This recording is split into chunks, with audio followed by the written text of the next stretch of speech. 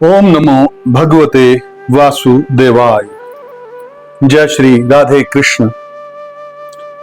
श्रीमद् भागवत महापुराण केवल कथा नहीं बल्कि भगवान के दिव्य अवतारों और सनातन सत्य की जीवंत प्रकाश है।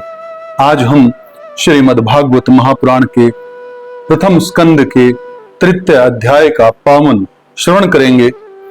यह अध्याय भगवान के विभिन्न अवतारों का दिव्य वर्णन करता है और हमें यह समझाता है कि जब जब धर्म की हानि होती है तब तब प्रभु किसी न किसी रूप में पृथ्वी पर अवतरित होकर भक्तों की रक्षा करते हैं।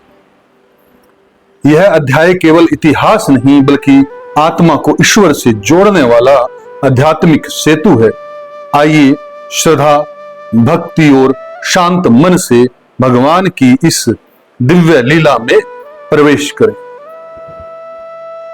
भगवान के अवतारों का वर्णन। श्री सूत जी कहते हैं कि सृष्टि के आदि में भगवान ने लोकों के निर्माण की इच्छा की। इच्छा होते ही उन्होंने महतत्व आदि से निष्पन्न पुरुष रूप ग्रहण किया। उसमें 10 इंद्रियां, 1 मन और 5 भूत, ये 16 कलाएं थी।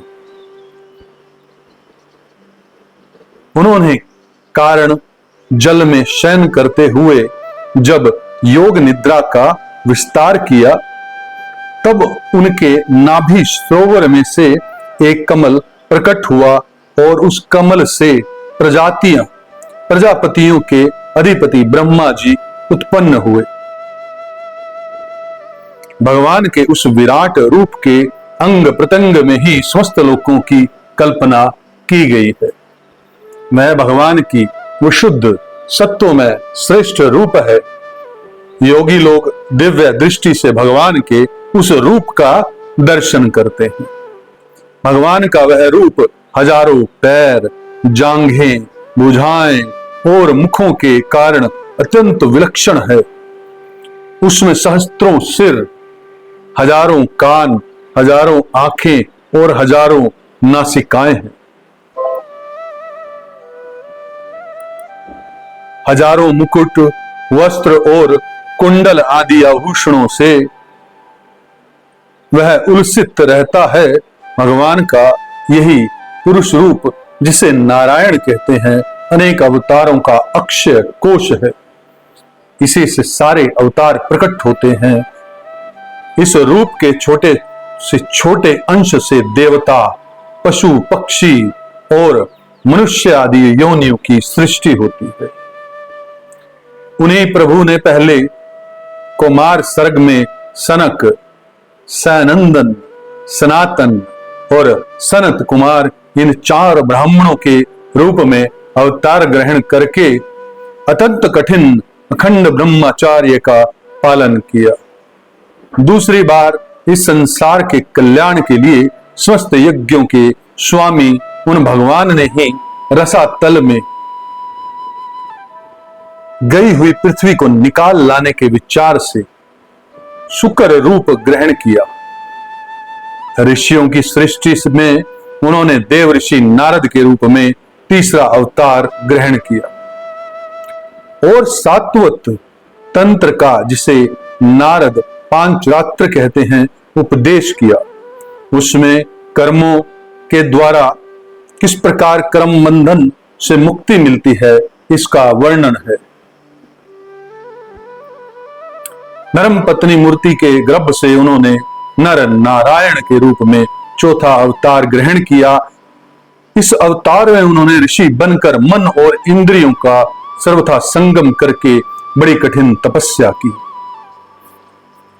5वें अवतार में वे सिद्धों के स्वामी कपिल के रूप में प्रकट हुए और तत्वों का निर्माण करने वाले सांख्य शास्त्र का, जो समय के फेर से लुप्त हो गया था, आसुरी नामक ब्राह्मण को उपदेश किया। अनसुया के वर मांगने पर छठे अवतार में वे अत्रि की संतान दत्तात्रेय हुए। इस अवतार में उन्होंने अलर्क एवं प्रहलाद आदि को ब्रह्म ज्ञान का उपदेश दिया। 7वीं बार रुचि प्रजापति की आकृति नामक पत्नी से यज्ञ के रूप में उन्होंने अवतार ग्रहण किया और अपने पुत्र याम आदि देवताओं के साथ स्वयंभुव मनवंतर की रक्षा की। राजा नाभि की पत्नी मेरु देवी के गर्भ से ऋषभ देव के रूप में भगवान ने 8वां अवतार ग्रहण किया।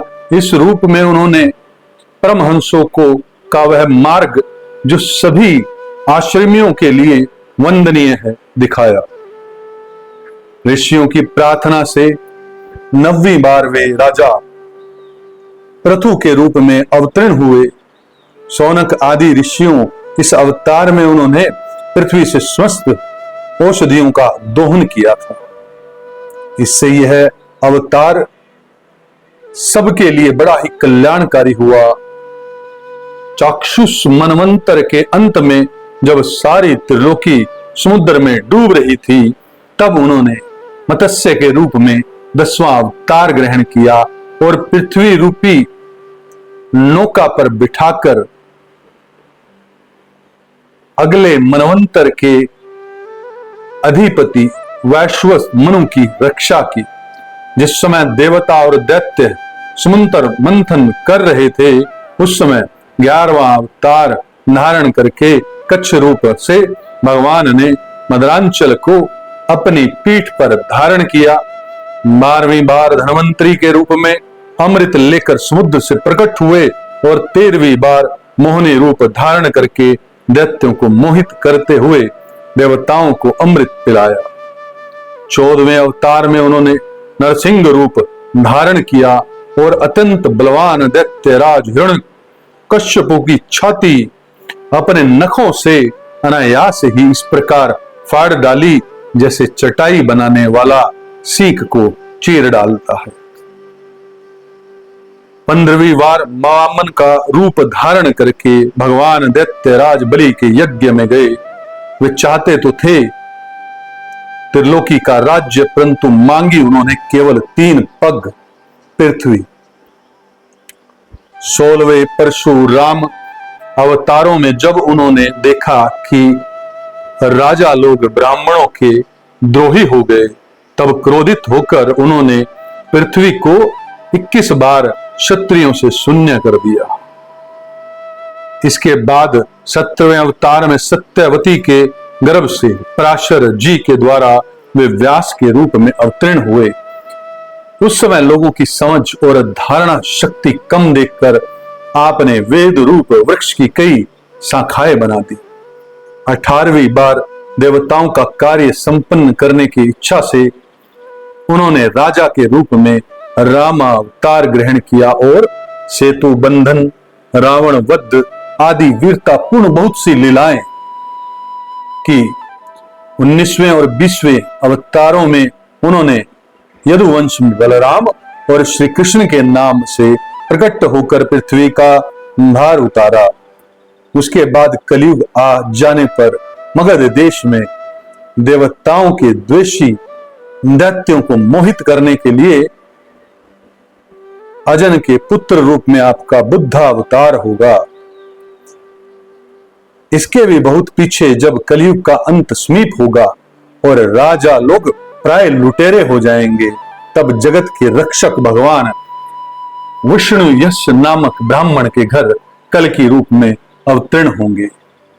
शौनक आदि ऋषियों जैसे अगाध सरोवरों से हजारों छोटे छोटे नाले निकलते हैं, वैसे ही सत्यनिधि भगवान श्री हरि के असंख्य अवतार हुआ करते हैं। ऋषि, मनु, देवता, प्रजापति, मनुपुत्र और जितने भी महान शक्तिशाली हैं, वे सब के सब भगवान के ही अंश हैं।